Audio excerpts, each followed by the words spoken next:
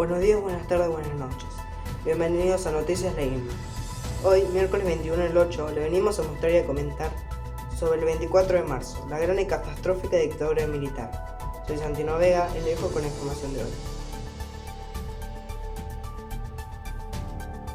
Día Nacional de la Memoria por la Verdad y la Justicia. Ese es el nombre oficial del feriado del 24 de marzo. Suscríbete y te explico su historia. El 24 de marzo de 1976, las Fuerzas Armadas realizaron un golpe de Estado, derrocando a la presidenta constitucional, María Estela Martínez de Perón. Los militares se llamaron a sí mismos Proceso de Reorganización Nacional, pero en realidad era una dictadura cívico-militar que instaló en todo el país un aparato represivo que secuestraría, torturaría y finalmente haría desaparecer a 30.000 personas. Se instalaron más de 500 centros clandestinos de detención en todo el país, que funcionaban muchas veces en comisarías, escuelas y hasta hospitales y en el medio de las ciudades. La gente podía desaparecer y no se los volvía a ver. También hubo casos de apropiación de menores, es decir, los hijos de los desaparecidos en muchos casos fueron dados a otras familias de manera ilegal, dándoles otra identidad. Muchos de ellos, además, nacieron en los centros clandestinos mientras sus padres estaban secuestrados. En 1977 surgió Abuelas de Plaza de Mayo, una organización no gubernamental cuyo objetivo es localizar y restituir a sus familias a los chicos apropiados.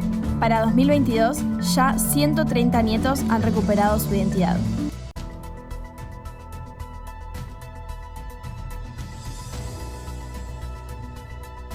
Hola, soy Aquiles y ahora vamos a pasar con testigos de lo que fue la tragedia del 24 de marzo.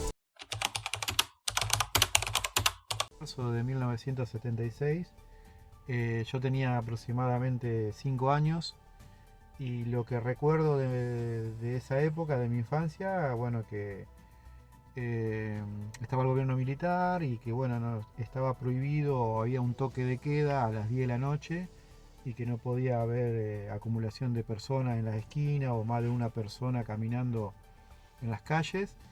Y bueno, me acuerdo también que en esa época mis padres tenían una casa muy precaria y que habían comprado alambrados, alambres como para cercar el terreno.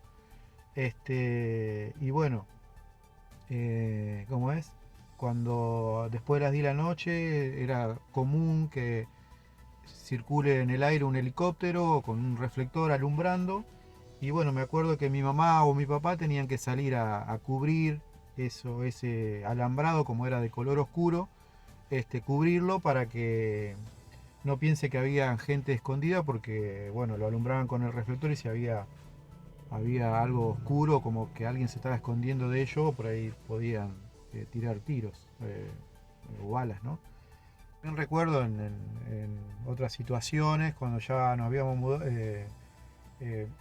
que cuando circulábamos en la calle había lugares donde había inscripciones en contra del gobierno militar, venían los militares y tiraban balas en los portones, donde había depósitos, portones o en las paredes, como amedrentando si había alguno que tenía alguna actividad en contra del gobierno, como para que desistan de lo que hacían.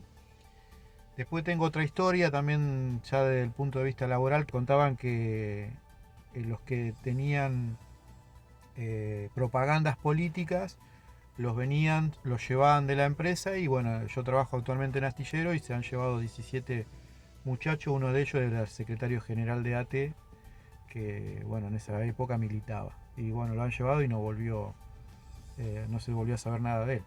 Eso es lo que por ahí recuerdo en esa época del gobierno militar. Bueno, muchas gracias por ver y este fue nuestro tema del 24 de marzo. Agradecemos sinceramente que nos haya acompañado. Será hasta entonces y que logre un buen descanso.